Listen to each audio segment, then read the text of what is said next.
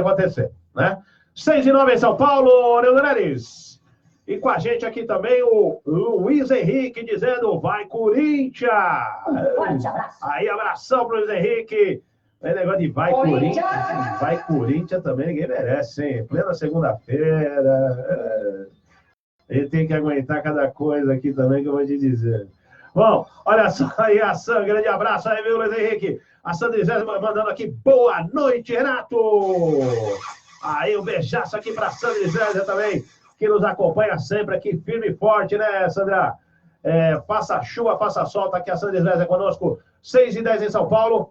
E também a Silvana Mello, dizendo, feliz dia dos homens, a todos os homens. Boa noite, Renato.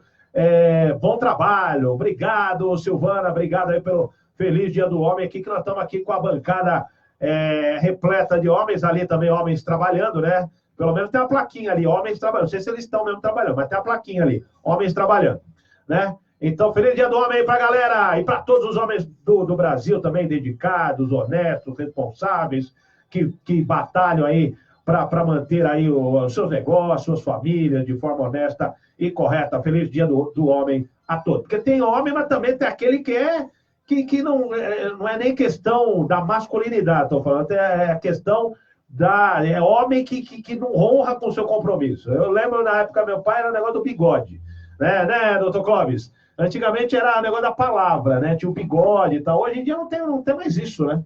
Você vê, eu me lembro do meu avô, ele comprava gado para engordar bezerros e vendia o gado gordo. E eu era moleque, eu ia com ele.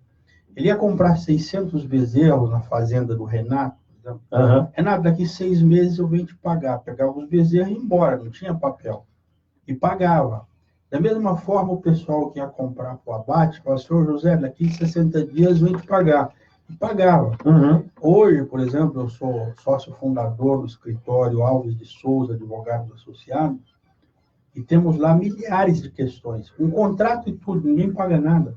É a dificuldade. Olha só que Naquele absurdo. tempo, no fio do bigode, era uma situação muito mais tranquila para nós brasileiros. Sem dúvida nenhuma. Havia honradez, havia o poder da palavra, coisa que, infelizmente, foi se perdendo com o tempo. E hoje, o que tem de coisa aí mal feita e tal, nego tentando dar o chapéu em todo mundo, enfim, tem que ter hoje, contrato, cobrança, às vezes tem que pôr o advogado, como é o caso do doutor Cláudio está dizendo aqui, para, às vezes, conseguir receber um negócio que foi feito, que a pessoa teria que ter responsabilidade, né?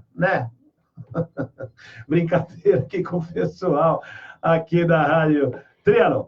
6:13 em São Paulo. A Sandra dizendo o seguinte, se a tal mulher maluca, botem ela no hospício, ela ter transtorno mental não justifica. Até explica, mas não justifica. Isso mesmo, tá certo. Tem que... Vai ficar levando, inclusive, em evento, né? Vai lá com pessoas e tal. Tem que ficar esperto, né, Sandra? Certinho. O César dizendo o seguinte, eu estava em Santa Catarina, Renato, estávamos participando da 4ª Copa Cidade de São Lugero, com as categorias Sub-11 e Sub-13 do São Paulo. Fomos para a final com a categoria Sub-11 contra o Grêmio de Futebol Porto-Alegrense, onde fomos vice-campeões da categoria Sub-11, fizemos um ótimo torneio, embora muito frio estava lá, viu? E isso para a garotada Sub-11 e Sub-13, eles sentem muito. Alguns atletas com quadro de gripe, mas mesmo assim fomos vice-campeões. Eu sei do trabalho, eu sei, e não é fácil, porque a gente, o principal é uma coisa, né? Tem toda aquela mordomia e tal. Agora, vai lá nas categorias de base, qualquer time, né? São Paulo, Corinthians, Palmeiras e tal, sabe a dificuldade que é. Então, parabéns pelo trabalho aí, sempre à frente, viu, ô César? Vocês fazem um trabalho brilhante com as categorias de base e o resultado tá aí, porque olha que tem de jogador da categoria de base de São Paulo no principal. Esse é o resultado do trabalho. E é lá em Cotia, né, Neudonelli? Você também aproveita lá, né, para ver os jogos e tal. Tá certo. E o Ricardo Rogério aqui também, viu, Neudão? Mandando aqui, boa noite, Renatão. Um forte abraço. Aê, obrigado para você também, Ricardo. Excelente noite para você. Obrigado pela audiência. 6:14 também o Danilo Almeida, dizendo ícone. Gosta de vir com essas histórias, Danilo Almeida, né, Danilão? Obrigado aí. Daqui a pouquinho tem o quadro aqui do Danilo trazendo o melhor aí da rodada do Campeonato Brasileiro nesse final de semana. Participação aqui também do Danilo Almeida, coordenador de esportes aqui dos programas de esportes da Rádio Triângulo. 6h15, Wilson Farias Borges também, viu, Neudo? Um forte abraço. Aí, mandando aqui também tá aqui, viu, Renato? Um forte abraço. Abração também para o Wilson Farias Borges. 6h15, eu vou mudar de assunto. Perícia preliminar indica que família teve morte simultânea em um apartamento em Santo André.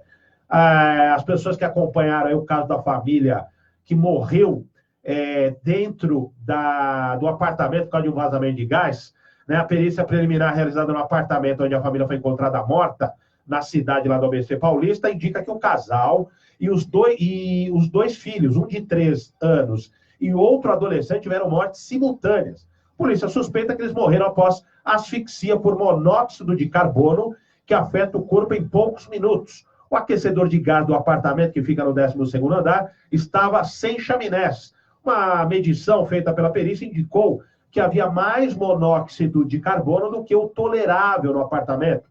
Não havia sinais de arrombamento ou violência. Hipótese mais provável é que, sem o cano e a chaminé, o monóxido de carbono proveniente da queima tenha sido lançada para dentro do apartamento. Segundo os médicos, se as janelas do apartamento estivessem abertas, olha só, hein? A família teria tido chance de sobreviver. O pai, Roberto Última, de 46 anos, foi encontrado deitado no sofá com o filho Enzo, de 3 anos, no peito. A mãe, Kátia, estava caída do box com o chuveiro ligado. A filha adolescente, Bárbara, estava na cama. A família havia acabado de voltar de uma viagem de férias aos Estados Unidos e pouco antes da viagem, todos haviam passado mal e um passarinho da família também havia morrido. Doutor Clóvis, tudo indica aí, inclusive li várias matérias hoje a esse respeito, que faltava manutenção lá nos equipamentos de gás lá, que esquenta, né, a água da família e tudo mais. Eu vi, inclusive, uma declaração lá do pessoal da parte síndica do condomínio, que disse que já havia notificado a família que ela teria que colocar aquele cano de saída da queima do gás, que é o gás carbônico. Sim. Sabe? Uma vez não colocado isso, quando ocorre a queima, e aí está explicado, a mulher foi encontrada no boxe com o chuveiro ligado, você liga o chuveiro e ativa a queima. Uhum. Não tem para onde sair o monóxido de carbono, ele vai circular dentro de casa. E aquilo, uma vez atingindo o cérebro, você não tem uma reação nenhuma. Você evolui daí para a morte em poucos minutos. É uma pena, hein? E é uma coisa que custa relativamente barato, e infelizmente muitas famílias ainda cometem esse erro. 2 cuidados que precisa ter no inverno, com relação aos aquecedores, e também esquentar motor de carro em garagem com a porta fechada tem o mesmo efeito. Uhum, sem dúvida nenhuma. Muito bem lembrado. É isso o monóxido de carbono é o mesmo, né? É fatal. Fatal. Inclusive também nos Estados Unidos é comum eles colocarem lá um componente eletrônico que avisa quando há vazamento de monóxido de carbono dentro da casa, né? Remediava a ausência do tubo de exaustão com as janelas abertas, mas devia estar muito frio, nem se lembraram disso e depois não há mais tempo de lembrar. Chegaram de viagem e não abriram a janela. Nós tivemos recentemente aqui em Campos do Jordão a morte do empresário e sua filha, também, porque utilizou um fogareiro dentro do apartamento para aquecer. Então o monóxido não tem para onde sair, ele vai ficar ali. E tivemos também na semana passada o caso de uma churrasqueira, também que nós comentamos aqui. Exatamente. Né? E uma família morreu também. Precisa lembrar dentro que de casa em Guarulhos. mesmo que uma lareira, né? E ali também o carvão aquecendo e tal, vai soltando também o monóxido de carbono e traz também esse prejuízo. E naturalmente tudo fechado, que é para aquecer, e a morte aí é certa também.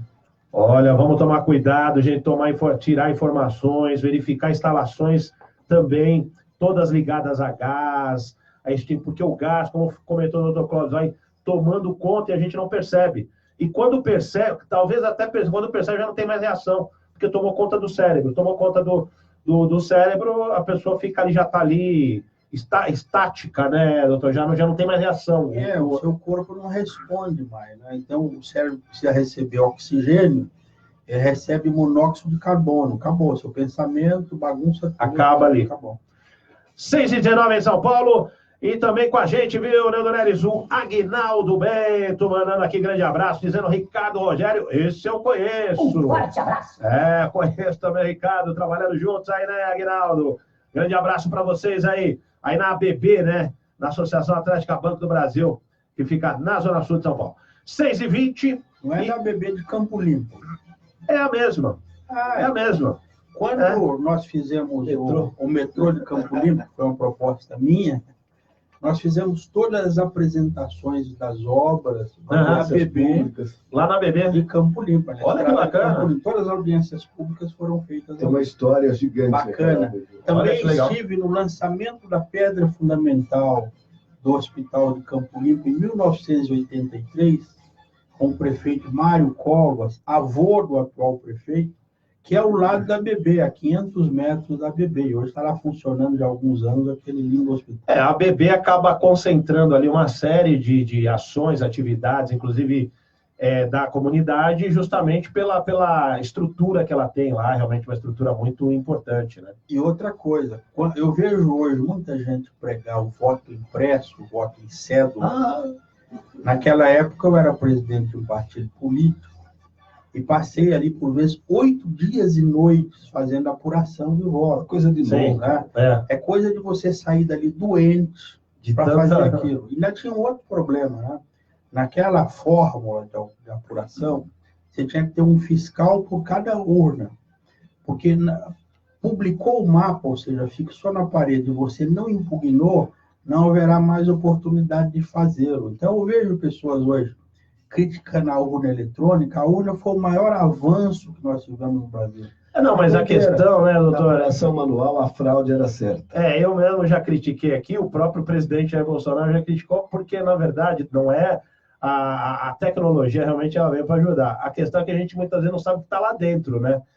Como é que eles, com esses hackers todos que existem por aí, e a gente que é leigo no assunto, a gente fica com medo de, muitas vezes, estar ali acontecendo alguma coisa que não esteja ao nosso alcance, né? Não existe essa possibilidade, porque as urnas não trabalham conectadas na internet. São questões aí muito... Eu diria o seguinte, a questão da urna eletrônica, querem fazer o voto impresso, eu até entendo, mas isso é um lobby de vendedor de máquina impressora e bobina. Que é um mercado gigantesco. O custo seria de 3 bilhões de reais para implantar isso. Lá naquele voto manual, cansei de acompanhar. O Renato tinha 200 votos. O cara ia lá e tirava também. O Vander 2. Na dança da régua, na hora de passar para aquele mapa para a parede, seus votos iam para o Vander e dele para você. Era ali que a fraude acontecia. É ali que tinha a fraude, lá. Bom, mas aqui é o país da fraude, então, tanto na escrita eletrônica, a gente tem que ficar atento a tudo que acontece nesse país, porque, de repente surge um negócio aí, né? A gente tem que ficar esperto. 6h23, São Paulo, né, Leandão? E aí, vamos falar, já que nós estamos falando em tecnologia também, olha só, uma boa notícia aqui para o paulistano, para o cidadão de São Paulo. Quem pretende parcelar multas de trânsito em São Paulo pelo cartão de crédito pode solicitar o serviço pela internet a partir de hoje. A medida tem como objetivo facilitar o pagamento de débitos pendentes e a regularização dos veículos. O parcelamento é disponibilizado para multas de trânsito emitidas na cidade de São Paulo pelo DSV. Não poderão ser parceladas multas inscritas em dívida ativa e os pagamentos inscritos em cobrança administrativa, além das infrações cometidas com veículos de outros estados ou anotadas por órgãos que não permitam o parcelamento ou o pagamento com cartão. Os parcelamentos podem ser feitos em até 12 vezes. Olha que bom. Para isso, quer dizer, o melhor é não ter multa, mas, né, para isso é preciso acessar os sites Zapay Pagamentos, Zapay, Pay é de inglês, né, Zapay Pagamentos, ou Datalink. Atualmente, o atendimento presencial também já pode ser feito, né, nos postos do DSV, nas unidades do Detran Bom Retiro, aqui no centro, né, na Aricanduva, Zona Leste, Guarapiranga, Zona Sul, além do Departamento de Transportes Públicos e das subprefeituras de Boimirim, Aricanduva e Santana, Tucuruvi. Para realizar o parcelamento presencialmente, é preciso levar o número do renovando veículo e o cartão de crédito, além de um documento pessoal para comprovar a titularidade do cartão.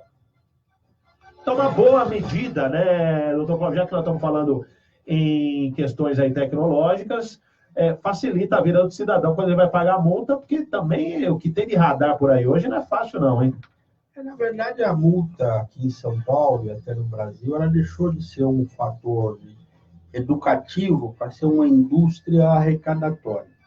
É claro que o brasileiro tem aquele jeitinho que nos dana todo a vida inteira, tá certo? Precisava deixar de existir. E a multa acaba sendo um fator de inibição, tá? Isso traz, evidentemente, o salvamento de muitas vidas, evita uma série de desastres, mas aí teria que dar uma destinação um pouco mais nobre ao dinheiro da arrecadação. É claro que a facilitação do pagamento é um ponto importante. Muitas vezes a pessoa não tem o dinheiro para pagar tudo, fica devendo e parcelado, o Estado acaba arrecadando, pelo menos em parte, né, aqui parceladamente. Enfim, uma boa medida. Sem dúvida. E aproveitando também essa deixa, né, dessa utilidade pública, tem uma outra também, que assim, as pessoas hoje recebem muitas ligações de telemarketing, e é aquela coisa que não acaba nunca, né? A pessoa vem, oferece serviço, ou cobra, enfim, tem uma série de coisas. E a partir de amanhã, quem não quiser mais receber ligações de telemarketing das empresas de telefonia poderá se cadastrar em um site e incluir o nome na chamada lista do Não Perturbe, informação da Agência Nacional de Telecomunicações, Anatel. A lista nacional e única vale para clientes das empresas Algar, Claro, Nextel, Oi, Sercontel, Sky, TIM e Vivo. Ainda segundo informação da Anatel, o prazo para bloqueio é de 30 dias após a solicitação do cliente. As prestadoras que descumprirem a regra podem ser advertidas ou penalizadas com uma multa no valor de até 50 milhões de reais. É uma boa também essa, hein, doutor Clóvis? Eu serei um dos primeiros. Eu estou há 3 dias recebendo ligações incessantes de uma loja, de departamento, me oferecendo o cartão da loja. E já disse mais de uma dúzia de vezes que eu não quero aquele serviço. E continuam ligando. Inclusive, no caminho daqui, como você não pode atender o telefone estando ao volante, pedi para minha esposa atender. De novo. Ele não quer cartão, mas eu preciso falar com ele, vai ter outro número. Mas aí é o seguinte, são só dessas empresas que estão aqui, pelo que eu entendi, né? Não sei se o caso aí atende a sua necessidade. Aqui está dizendo o seguinte, empresas Algar, Claro, Neto, Nextel, Oi, Sercontel, Sky, TIM e Vivo. São as grandes operadoras. São só as grandes operadoras de celular. Televisão. Algumas coisas a gente ainda vai ter que suportar aí, viu? Leva algum tempo. Né? Você também tem esse caso aí, Vander? Diariamente, mas eu ainda me vingo deles de outra forma. Eu faço eles passar raiva no meu lugar, antes eles do que eu. Tá certo. Então precisamos ficar atentos aí, porque não são todas as empresas que oferecem. Pelo menos essa é uma medida da Anatel, quer dizer, ela está trabalhando com empresas de telecomunicações. Pode ser que a partir dessa venham aí outras áreas também a serem penalizadas. 6h28 em São Paulo. Doutor Clóvis, vamos falar um pouquinho do seu livro, Brasil Despedaçado, também foi lançado semana retrasada. Aqui em São Paulo nós acompanhamos. E que outro tema nós poderíamos tratar também aqui dentro do Brasil Despedaçado? Aqui você pode ficar à vontade, passear desde a questão dos municípios, infraestrutura faltante no Brasil, tanto de rodovias, como melhoria na parte turística. E o que você quiser falar sobre isso aqui. Escolha um tema e pergunte. Porque nós comentamos aqui semana passada que o Brasil Despedaçado é uma radiografia do Brasil em questões aí também de infraestrutura, como o senhor acabou de dizer, e também questões políticas, né? Por exemplo, eu já assim, bati o olho aqui e vi um negócio que tem muito a ver com o que está acontecendo no Brasil, a carta de desfiliação de Antônio Palocci Filho ao PT. Por que o Antônio Palocci Filho teria se desfiliado do PT e o motivo aqui desse capítulo que o senhor menciona aqui no livro? Eu achei interessante isso. O Antônio Palocci foi um partícipe de tudo, foi uma peça-chave em todos os esquemas de desvio de dinheiro aí investigado, tá certo? Ele foi ministro, chefe de Dilma e também de Lula, E ele vem descrevendo todas as mazelas praticadas naqueles governos. Escreve exato momento onde o então presidente Lula abriu de vez que ele queria participar da corrupção e nomeou, inclusive, o próprio delator aí para cuidar do dinheiro espúrio. Ele fala que tomou um choque. Então, ele vem narrando coisas que, se comprovadas todas elas, trata-se aquele partido de não de um partido, mas de uma organização criminosa extremamente perigosa. Tá certo? Ele fala da venda das medidas provisórias. O que é uma medida provisória? Medida provisória, criada na Constituição de 1988, substituiu o chamado decreto-lei, que era um decreto que o presidente da República poderia editar, que virava lei. Então, foi colocada em seu lugar a medida provisória para ser utilizada em caso de extrema urgência e relevância. Não é o que se faz hoje. Virou carne de vaca, utiliza-se para tudo. Eu dou, inclusive, aí o número de medidas provisórias editadas por todos os governos. E há medidas provisórias que tratam de desoneração tributária, tá certo? E ele fala que 90% foi vendida no dinheiro, nos governos que ele serviu, tá certo? Então, quando você faz uma medida provisória, a questão automobilística, algumas delas giraram por aí, para dar uma desoneração fiscal, sem antes avaliar o tamanho do impacto disso na economia brasileira e qual desastre que isso nos provocaria, você joga o Brasil na bancarrota. Foi o que eles fizeram. Hoje eles criticam, mas isso tem 6 meses de governo, ainda não gerou os empregos. Ora, foram 16 anos de malandragem, malversação dos instrumentos de governo, que foram utilizados para ajudar amigos do rei, ou compradores do rei, alguém que comprou isso em dinheiro. Em seu nome. Isso é um crime dos mais pesados que tem. Sem dúvida. Então, assim, ele fala tudo isso e fala da sua estranheza, que ele esperava responder, né, na comissão de ética do partido, mas não só ele, tá certo? Ele esperava responder pelos crimes que confessa. E eles processaram o Pallotti pela delação feita. Aí ele questiona, mas quase 90% do partido está preso. Dá os nomes lá, né? Dos tesoureiros, inclusive chega no ex-presidente, tá certo? Aí fala que a Dilma também participou de um punhado de coisas. E fala, é só eu que estou sendo crucificado porque eu resolvi falar a verdade à nação brasileira? Não é por nada, não, mas in Pallotti we trust. Aí ele conclui dizendo, então nós estamos diante de um partido ou de uma seita que tem um semideus como chefe, e ele aponta o Lula como se fosse... E eu estava falando de alguém que realmente tinha uma força, estava no centro do poder do Partido dos Trabalhadores, né? Claro, ele foi o comandante, ele narra aí, na delação dele, que vem logo adiante da carta, todas as operações que ele fez. E faz questão de dizer, não fiz sozinho, fiz amando e junto com fulano e ciclano. Não se exime da sua responsabilidade, quer dizer, um discurso muito sereno. De todas as delações que eu pude ter oportunidade de assistir vídeos, etc., que me passa mais credibilidade. E eu até concluo dizendo que tem lá uma teoria lá do criminoso psicológico do César Lombroso. Isso é de 1724. Eu cito aí a passagem desse livro, né, que ele diz que só tem uma forma de você arrancar a confissão de um criminoso psicológico, é que durante o interrogatório, inopinadamente, você dá um grito com ele e afirma que ele é o criminoso, aí ele confessa. E eu falo, inclusive, aí no fecho, nessa questão do Palocci, que talvez os longos anos de cadeia que ele pegou na primeira sentença tenha funcionado como essa espécie de grito. Aí fez com que ele decidisse, então, contar toda a trama da qual participou. Então tá aí, ó, é um documento histórico, além de tudo, né? O livro Brasil Despedaçado, Dr. Clóvis, né? Para as pessoas que ainda não adquiriram, o livro está aí nas melhores livrarias, né, doutor? E o mais importante disso, como aqui, Brasil Despedaçado, o subtítulo é Assim como a Fênix, é possível renascer. Por que isso? Porque eu não falo só dos problemas, eu aponto as possíveis soluções.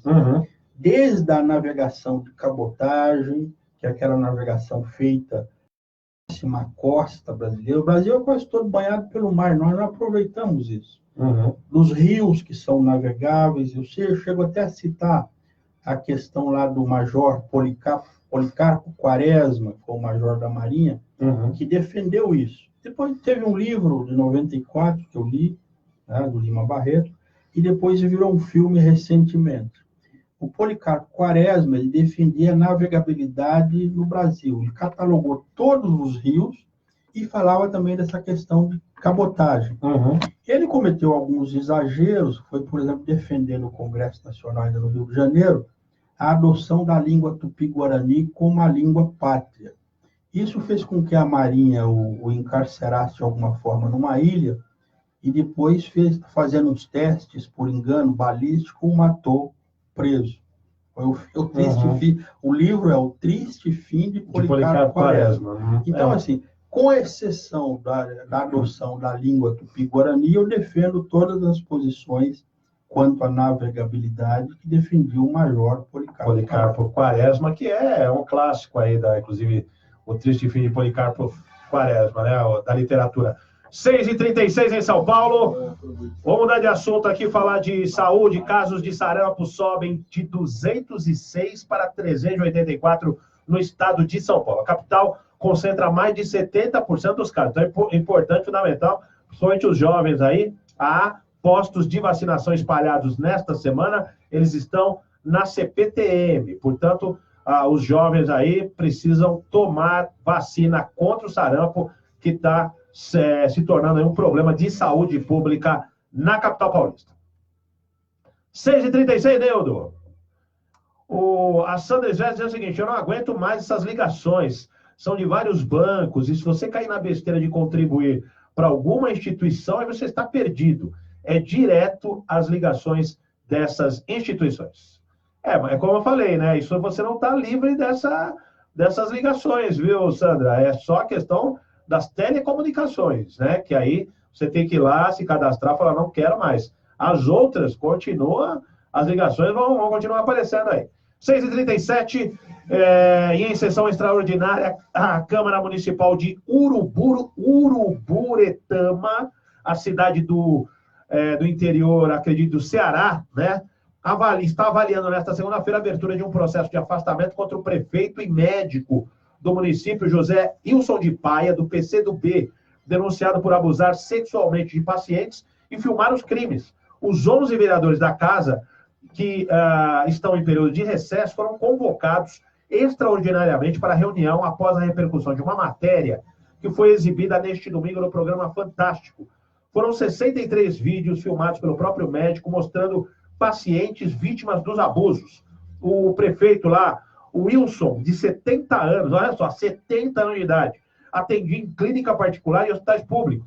A presidente da Câmara, Maria Estela Gomes Rocha, conhecida como TT, disse ter ficado em choque ao se deparar com os vídeos. O vereador de Uruburetama, Diego Barroso, da base política do prefeito, afirmou que vai pedir afastamento do gestor após essas denúncias. 9 dos 11 vereadores compareceram à sessão nesta segunda-feira. Ao abrir a sessão, a presidente pediu perdão ao povo da cidade, dizendo, peço aqui em público perdão ao povo de Uruburetama, porque não foi só eu, foram 78% que escolheram esse senhor para administrar Uruburetama, não tendo ele nenhuma responsabilidade de administrar seu próprio matrimônio. Uma moção de repúdio contra o prefeito foi apresentada também na sessão. O documento afirma que o prefeito maculou a imagem do município e destaca que o posicionamento da Câmara, neste caso, é uma questão de moralidade pública. Caso realmente vergonhoso, demonstrado ontem, doutor Clóvis, o senhor chegou a assistir as cenas, eu assisti a reportagem, as cenas do prefeito abusando sexualmente das mulheres nos consultórios, nas casas, uma coisa absurda. O prefeito da cidade. Trata-se de uma das maiores monstrualidades praticada por ser humano, uma coisa daquela natureza. Você, quando vai ao médico, você confia no profissional. E aquele ali se mostrou ser um crápula. O que eu fico imaginando É há quantos anos esse cretino vem cometendo esse tipo de abuso com as famílias daquela cidade? Inclusive se valendo da condição de prefeito por diversas vezes, também. prefeito da cidade. Eu acho o seguinte, ali seria um caso de castração em praça pública. Teria que fazer com ele o mesmo que os filhos de um sitiante lá em Pernambuco fez com o filho do patrão. Ele andava aprontando com todas as mocinhas dos trabalhadores, filhas dos trabalhadores do seu pai. Um belo dia ele estava chegando de jipe, vinha da faculdade, e próximo a uma das porteiras da cidade tinha um tronco de árvore caído. Ele desceu do carro gritando e aparece ali 3 homens, né? Que eram os 2 irmãos e o pai da moça última que ela havia abusado. Uhum. Ele começou a gritar, vocês não vão tirar o tronco? Ele falou, não vamos tirar o tronco. Já tinham preparado do lado de cima da estrada, cortaram uma madeira fina, rachou ela no meio, cercou com madeira seca em volta, prendeu ele ali, com perdão, com as partes íntimas, e amarrou e tocou fogo em volta. Ele foi obrigado a arrancar sozinho. Fica aí a receita para tratar esse cidadão. Não dá ideia que podem estar ouvindo a gente no boletão. O boletão aqui está dizendo a Sandra, eu nunca ouvi falar, prefeitinho sacana, prisão é pouco, isso, doutor Clóvis, castração em praça pública. 6h41 em São Paulo, Orlando Neres, vamos rodar e tem agora o Danilo Almeida, né? Vamos rodar o quadro. Radar Paulista, o melhor do esporte. Vai rodar o futebol aí.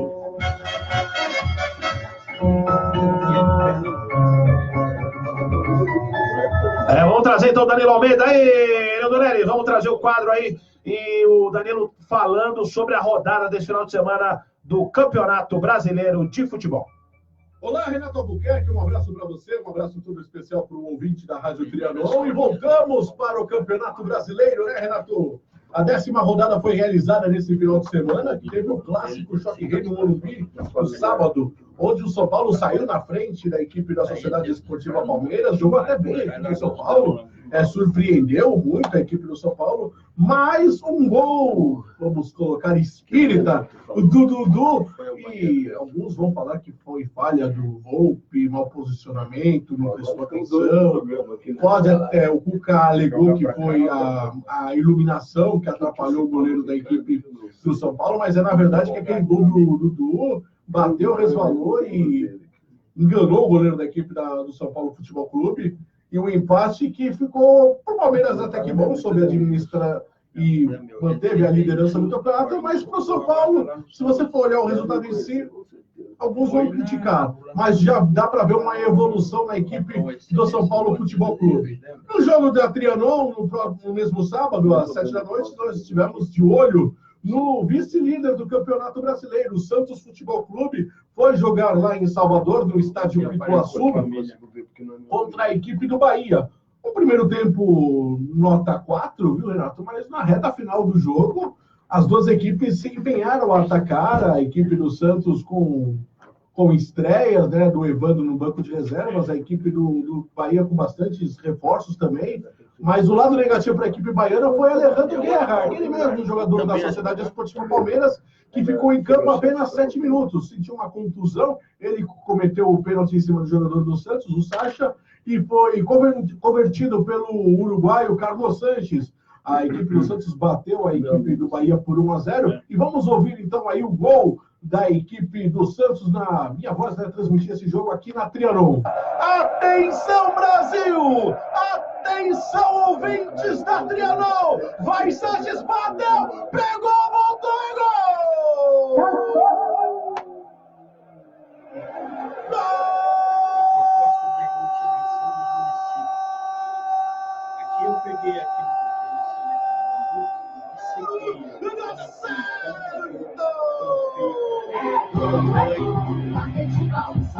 Alegria, alegria, galera. Sanches! Sem freio! Sem freio! Sem freio, Carlos Sanches! Ele bateu no canto direito, o Douglas foi, pegou! Aí ela se ofereceu na entrada da pequena área! Aí, o capitão! Não, quem sabe é brincadeira! Bem, Renato, já no domingo o Corinthians acabou com a secura lá em Itaquera. O Coringão bateu a equipe do CSA 1-0. Não foi um bom jogo da equipe corintiana. O Corinthians com muita dificuldade para tomar aquele gol lá. O CSA, claro, jogando apenas uma bola. Característica do seu técnico que estreou nesse domingo. É um jogo técnico que joga apenas algumas bolas, né, meu caro Renato? E foi essa a proposta do CSA. Já o Corinthians tem um grupo lá de amigos também, mas ele é tudo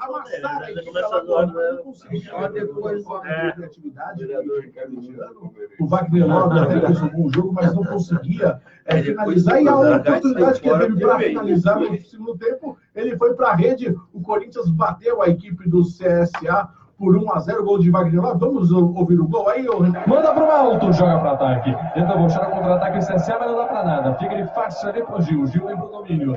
Coloca na frente, solta no campo de ataque para tocar para Sornosa. Sornosa vem pro lance, ajeita para a perna direita, leva para o ataque do Corinthians. Trabalha de lado da bola para Júnior Lúcio. Para conseguir domínio de fora da área, ajeitou o corpo. Foi nada pro Love, girou, bateu, é gol! Gol!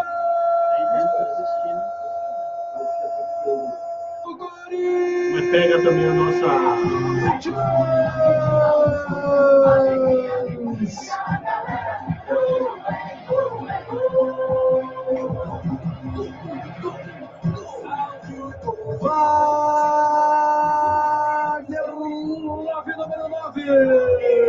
Foi isso então, Renato. Foi esse o final de semana aqui na Trianon, com muitos jogos. E no próximo sábado, já vamos anunciando aí.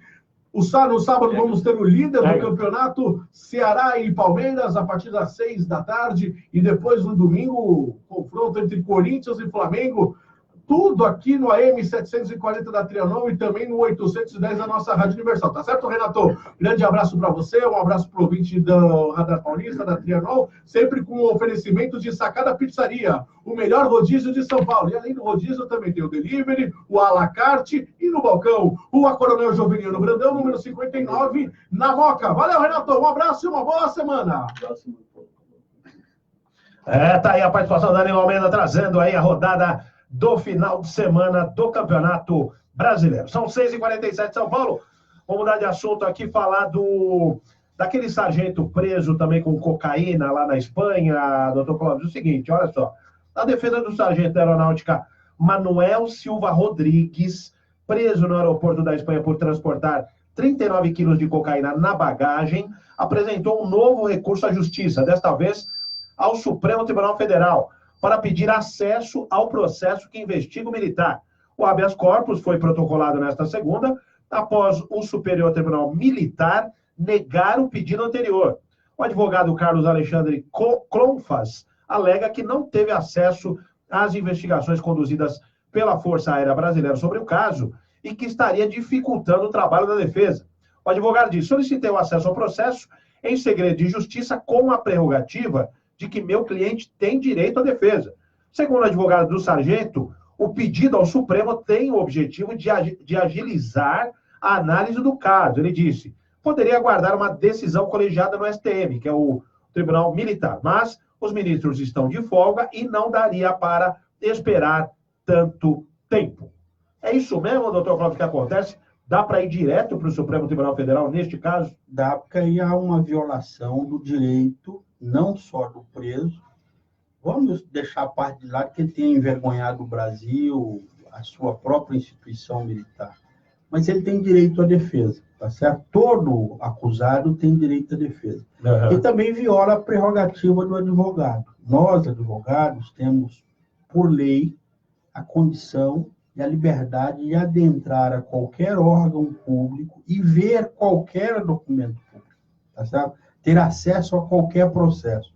Principalmente ele aí constituído nos autos como advogado de defesa do sargento, ele tem que ter, sim, acesso aos autos. Senão, todo o processo depois poderá ser nulo, por cerceamento de defesa. Uhum. Então, negar a ele o acesso comete um crime. Tá certo. Então, está seguindo a linha certa aí da defesa, a defesa está seguindo a linha certa, e, independentemente disso, como o senhor disse, né, tem essa questão de ter envergonhado, inclusive, a comitiva brasileira que ia, naquele momento, em direção ao Japão com essa parada na Espanha, né? E a instituição dele, uma instituição respeitada, né, no Brasil e no mundo todo, ficou muito mal aos seus comandantes ver uma situação dessa. O cara aí num voo que antecedia a chegada do presidente, que teve que pousar no outro país, pousou lá em Portugal, com vergonha de descer exatamente ali. Ele não poderia jamais fazer isso. Aí é aquilo que eu falei aqui um dia, tem que escolher, ou é traficante ou é militar. As duas coisas não dá para fazer. É isso mesmo. 6h50 em São Paulo, precisa escolher. Críticas a Eduardo na embaixada mostram que o filho é pessoa adequada para o posto, diz o presidente Bolsonaro. O presidente disse nesta segunda-feira que, se a possibilidade de indicar o seu filho Eduardo para assumir a embaixada do Brasil em Washington está sendo criticada, é sinal de que é a pessoa adequada. A possível nomeação de Eduardo para o posto foi levantada por Bolsonaro na última quinta-feira. Desde então, a iniciativa tem gerado críticas de setores ligados às relações exteriores, no meio jurídico e entre políticos. O presidente ainda não bateu o martelo sobre a decisão.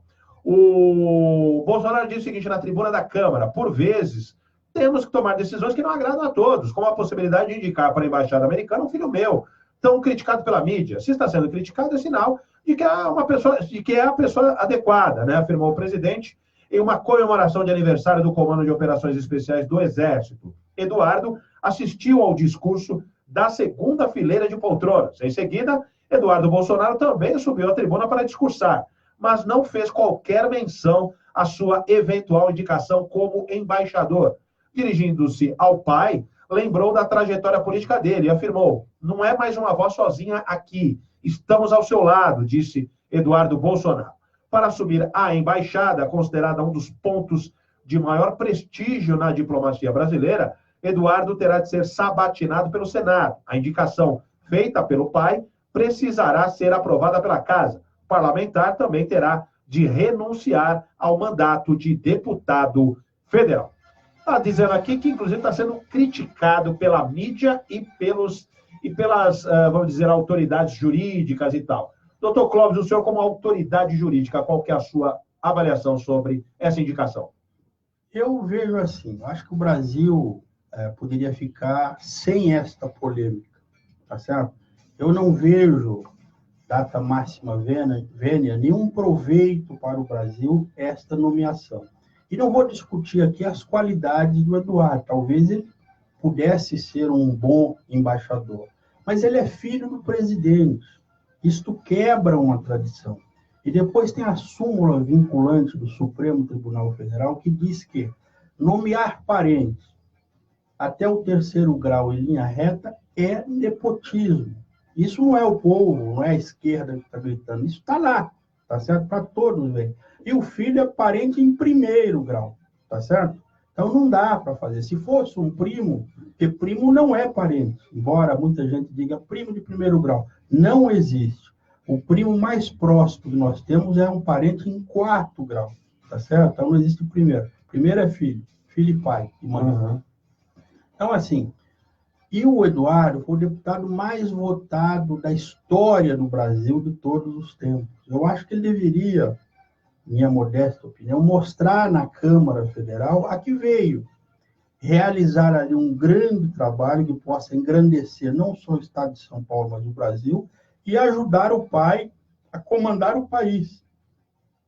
Colocá-lo em uma embaixada, como ele quer, vai gerar inúmeros processos, inúmeras contestações ao Supremo Tribunal Federal, que vai gastar um capital político do presidente da República de forma desnecessária. Ele não precisa disso, de mais essa polêmica a essa altura do campeonato. Sem dúvida. E honrar também os votos que ele recebeu para ser aí... Foram mais de 2 milhões de votos aqui em São Paulo. Exatamente, para honrar o trabalho que a população deu a ele, né, que o povo deu a ele.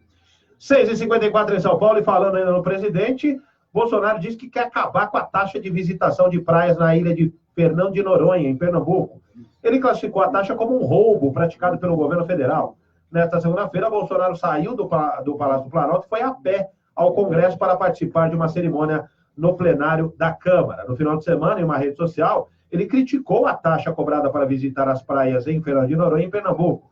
Diz que o valor explica porque, segundo ele, quase inexiste turismo no Brasil. Ele afirmou ainda que a taxa é um roubo praticado pelo governo federal e que vai rever. Atualmente, o turista paga 2 taxas para entrar na ilha. O governo de Pernambuco cobra R$ 73 por dia de permanência. Bolsonaro se referiu a uma outra taxa cobrada pelo governo federal para entrar nas praias do Parque Nacional Marinho de Fernando de Noronha, que começou a ser exigida em 2012.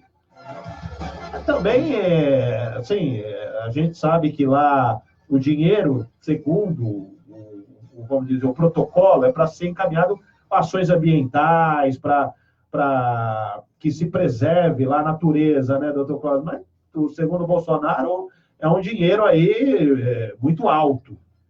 Eu nem vou discutir a questão do dinheiro. O problema é que o ecossistema ali em Fernando de Noronha é muito sensível. Nós temos vários corais ali em uma profundidade muito rasa, ali é um berçário marinho, e se abrir, escancarar a visitação, aquilo ali vai ser destruído em pouquíssimos anos. Farofa e frango lá vai ser pouco. Para você ter uma ideia, eu estou na fila há 3 anos para ir visitar Fernando de Noronha. Sempre que eu posso, não tem espaço. Quando me ligam, eu não posso sair. Então, ali a visitação, além de controlada, ela tem essa taxa. Mas o objetivo é preservação do ecossistema local, como disse, é muito frágil. É isso aí. Bom, e o ministro da Infraestrutura, Tarcísio Freitas, anunciou nesta segunda-feira em uma entrevista coletiva que o governo federal e o Ministério Público Federal fecharam um acordo que prevê a instalação de 1.000 radares de controle de velocidade em rodovias não concedidas à iniciativa privada. Freitas não deu detalhes sobre o teor do acordo, mas informou que o acerto firmado com o Ministério Público, que reduziu de 8.000 para 2.200 o número de faixas a serem fiscalizadas nessas estradas, deve gerar uma economia correspondente a cerca de 600 milhões de reais ao DENIT, que é o Departamento Nacional de Infraestrutura de Transporte. Mas houve uma redução do número de estradas a serem acompanhadas pelos radares aí, doutor Clóvis. Esta questão do radar, ela é discutível para alguns, mas eu vejo o radar em estrada como uma coisa necessária. Por vezes, eu viajo muito de carro, você está andando e passa um carro por você, você está no limite da estrada, ele passa como se você estivesse parado, tá certo? Aquilo para provocar uma tragédia é fração de segundo.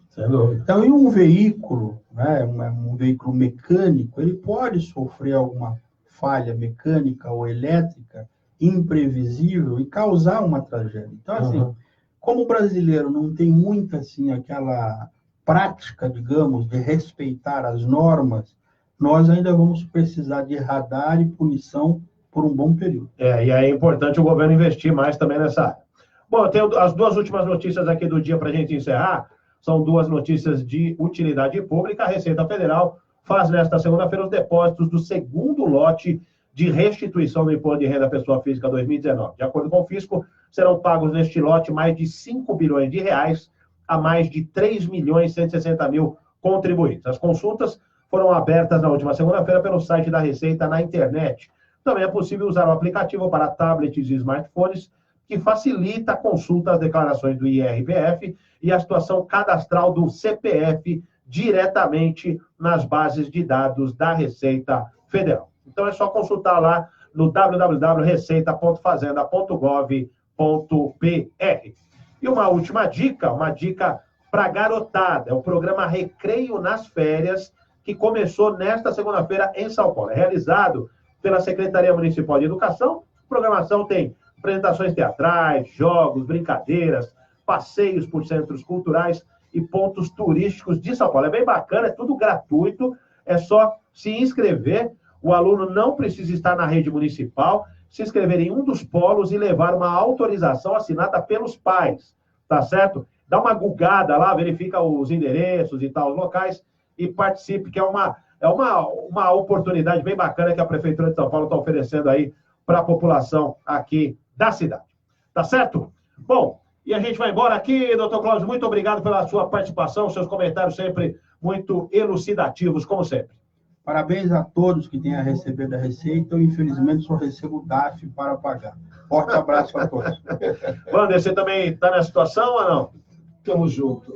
Tamo junto, tá certo? Um abraço aí para os ouvintes do Radar Paulista, em especial, no nome de quem eu agradeço a todos os ouvintes que participaram aqui da live, o Dr. Paulo Ricardo, o ex-cônsul Rubem Ali, a empresária Olívia Costa, e a Juliana Quante. Nelson Nascimento. No nome desses, eu queria agradecer a audiência de todos que participaram da nossa live. Tá certo, e também o Júlio do Canal Ricos aqui com a gente vai embora na técnica, aqui tivemos o Leandro Neres, e também o Fabiano Souza, a família Souza toda aí hoje, né, no comando. Juca Peresmino está de férias, coordenação técnica também o Sérgio Souza, só tem Souza aqui. Direção geral Miro Modesto, produção apresentação Renato Quero, fica agora fora do Brasil, depois Paixão Lusa com Quintal, e até amanhã, se Deus quiser.